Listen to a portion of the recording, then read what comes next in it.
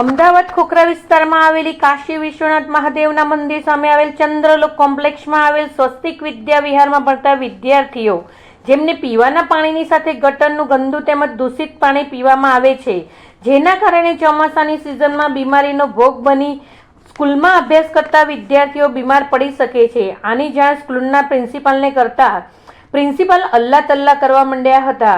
તેમજ આ ઘટનાની જાણ નારી તું નારાયણી ન્યૂઝને જાણ થતાં તેઓ ત્યાં પહોંચી તપાસ કરતા જાણવા મળ્યું કે સ્કૂલની અંદર ઇલેક્ટ્રોનિક કેબલ છૂટા પડેલા જોવા મળ્યા હતા. જો આ કેબલના કારણે કોઈ પણ વિદ્યાર્થીને કોઈ જાનહાનિ થાય તો તેની જવાબદારી કોની?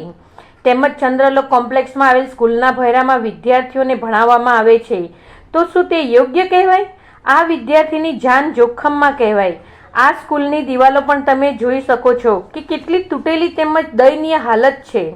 તેમજ આ કોમ્પ્લેક્સમાં આવેલ સ્કૂલની આગળ આવેલી દુકાનોમાં પણ ગંદુ તેમજ દૂષિત પાણી આવતું હોય ને, જેથી આવી સ્કૂલો સામે જલ્દીથી જલ્દી પગલાં લેવામાં આવે, જેથી કરીને કોઈ વિદ્યાર્થીઓ કે કોઈ સ્કૂલના સ્ટાફ સાથે કોઈ ઘટના ના બને. જેવી તંત્રને જાણ થાય ને તાત્કાલિક આની સામે યોગ્ય પગલાં લેવામાં આવે. એક બાજુ આપના વડાપ્રધાન નરેન્દ્રભાઈ મોદી સ્વચ્છતા અભિયાન ચલાવી રહ્યા છે, ત્યારે તમે જોઈ શકો છો કે આ સ્કૂલમાં કોઈ સ્વચ્છતા જોવા મળી નથી. હું જીતુભાઈ પ્રજાપતિ અને આ સ્કૂલમાં સંચાલક છું. સ્કૂલનું નામ? સ્વસ્તિક વિદ્યા વિહાર. સર, આમાં ઘણા વર્ષોથી જે સ્કૂલમાં પાણીનો અને ઇલેક્ટ્રિકનો જે પ્રશ્ન ચાલી રહ્યો છે, એ દુકાનદારોએ આપને રજૂઆત કરતા બી આપણે આજે નથી કરાય, એનું કોઈ કારણ?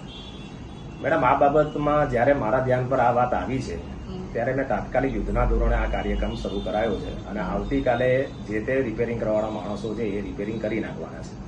અને વાયરિંગની જે વાત છે એ વાયરિંગમાં તો આપણે વેકેશનની અંદર બી આખા બિલ્ડિંગનું વાયરિંગ ચેક કરાયેલું. એટલે જે વાયરો પ્રોબ્લેમ વાળા હતા એ વાયરોને આપણે ઉપરથી દેટ મીન્સ કનેક્શનથી જ દૂર કરી દીધેલા છે. એટલે કદાચ ખુલ્લા વાયરો હોય તો બી એ લાઈવ નથી.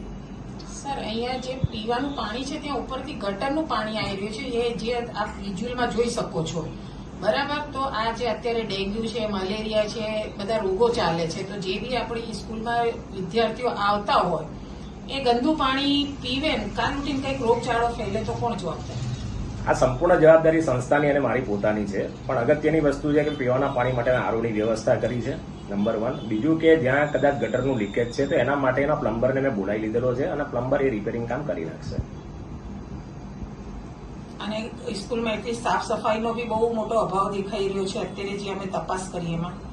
સાફ સફાઈના અભાવ જયારે ધ્યાન પર તમે મને લાવ્યા છો ત્યારે જે સાફ સફાઈ છે મેં તાત્કાલિક યુદ્ધના ધોરણે અત્યારે પૂરી કરાવડાવી છે, એ આપ જોઈ શકો છો. અત્યારે જ મેં બધું ચોખ્ખું કરાવી દીધું છે અને કાલથી નિયમિત હું જાતે પર્સનલી, જેમ કે ક્લાસ સ્કૂલમાં સુપરવાઇઝર છે, શિક્ષકો છે, આચાર્ય છે, બધા છે, પણ તેમ છતાં એ લોકોના ધ્યાન પર કદાચ આ બધું રહી ગયું તો આજે મેં જાતે ધ્યાન આપ્યું અને આવતીકાલથી હું નિયમિત ધ્યાન આપીને ચોખ્ખું અને સાફ સફાઈ રાખીશ. આની સંપૂર્ણ જવાબદારી હું જીતુભાઈ પ્રજાપતિ લઉં છું. અને સર, આ નીચે જે બેઝમેન્ટમાં પાર્કિંગ છે એમાં જે આપણે સ્કૂલ ચાલુ કરી રાખી છે એની આપણે ડીઓ પરમિશન આપી રાખી છે? મેડમ, સ્કૂલ ત્યાં આગળ જે ચાલે છે એ માત્ર આપણે ઓફિસના એડમિન ક્લાસ માટે વ્યવસ્થા રાખેલી છે અને પાર્કિંગ છે, હકીકત છે, એમાં ના નથી. પણ હું એમાં કોઈ ભણાવવાની કોઈ પેલી એ નથી કરતો. સાહેબ, સવારમાં તો ત્યાં નાના ભૂલકાઓનો ક્લાસ ચાલે જ છે. એ સવારે ચાલતા 2 કલાક પૂરતું આપણે ચલાવીએ. હું એ શું કહું છું, ચાલે છે ને, ક્લાસ ચાલે છે ને, 2 કલાક પૂરતા આપણે. હા, એટલે ક્લાસ ચાલે છે ને. એટલે જે પાર્કિંગ આપ એમ કહો છો કે મેં લીધું છે, તો કોને આપને વેચાતું આપ્યું છે? બિલ્ડરે મને પાર્કિંગની જગ્યા એટલે દરમિયાન સેલરની જગ્યા વેચાતી આપી છે અને જેના માટેની મેં મ્યુનિસિપાલિટીમાં કાર્યવાહી પણ કરેલી છે. હવે જેનું કદાચ સોલ્યુશન આવશે ઇમ્પેક્ટ વગેરેનું, ત્યાર પછી હું એની રેગ્યુલર સ્કૂલ ચાલુ કરીશ. બાકી ત્યાં સુધી હું માત્ર અત્યારે 2 વર્ગની અંદર 2 વર્ગનો જ હું ઉપયોગ કરું. બાકી ઓફિસ છે, કોમ્પ્યુટર રૂમ ને એ બધું મેં રાખેલું છે. નહીં તો પણ આપને ડીઓ પરમિશન આપી રાખી છે? ઉપરના માળની પરમિશનો હોય, સેલરની પરમિશન, સેલરની પરમિશન ના હોય. એ હું સામે કહું છું ને આપને. કેટલા ટાઈમથી ચલાવો છો એ નીચે સ્કૂલ? જ્યારથી શોપિંગ સેન્ટર સ્કૂલ ચાલુ છે ત્યારથી. ક્લાસની અંદર બોર્ડ બી છે, પેલા સફરજન જેવા થઈ ગયા છે બોર્ડ.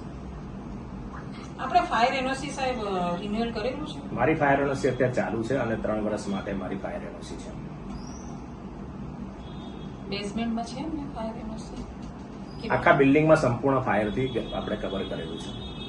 બાળકોને કોઈ પણ પ્રકારની તકલીફ ના પડે, એમને નુકસાન ના થાય તે ઉપરાંત આવી કોઈ બી બાબત આપે મને ધ્યાન પર લાવી જાઉં, તાત્કાલિક એના અસરકારક પગલાં લઈશ.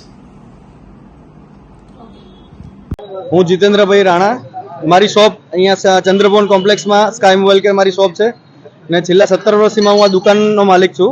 મારી સાથે બધા મારા દુકાનના મિત્રો છે, બધા જે દુકાનદાર છે બધા. એમાં મારી જે દુકાનમાં છે સ્કૂલના પાણીના કારણે લીકેજનો ઘણો બધો પ્રોબ્લેમ હતો છેલ્લા 15 વર્ષથી.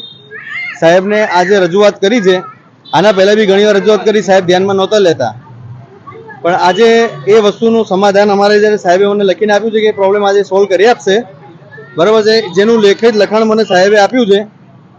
અને આ જે પણ ટીમ છે ન્યૂઝ ટીમ, એમણે મને ઘણો સપોર્ટ કર્યો અને એમણે આ પ્રોબ્લેમનું સોલ્યુશન આવે એની બાંહેધરી બી સાહેબે મને આપી છે. અને આ કોમ્પ્લેક્સમાં આવા બધા ઘણા બધા પ્રોબ્લેમ છે, જેવા કે પાર્કિંગ છે, ઘણા બધા છે, જેની બી આગળ પ્રોબ્લેમનું સોલ્યુશન આવે એવી અમે આશા રાખીએ છીએ. મારું નામ બ્રજબિહારી શર્મા છે. એટલે મારી એશિયન પેન્ટની દુકાન છે. આ બિલ્ડિંગમાં પાર્કિંગની તકલીફ છે. બોરામાં પાર્કિંગ છે તો ત્યાં સ્કૂલ બનેલી છે, એટલે પાર્કિંગની તકલીફ છે. હું રાધેશ્યામ પાંડ્યા, અહીંયા ચંદ્રભવન કોમ્પ્લેક્સમાં 1 નંબરની મારી દુકાન છે. છેલ્લા 20 વર્ષથી મારી દુકાનમાં હું એનો માલિક છું. અને અહીંયા પાર્કિંગની થોડીક પ્રોબ્લેમો ચાલે છે, થોડી ઘણી બીજી છે, લેટ્રિન બાથરૂમની ને એ બધી પ્રોબ્લેમો છે, તે સોલ્યુશન થાય તો સારું છે.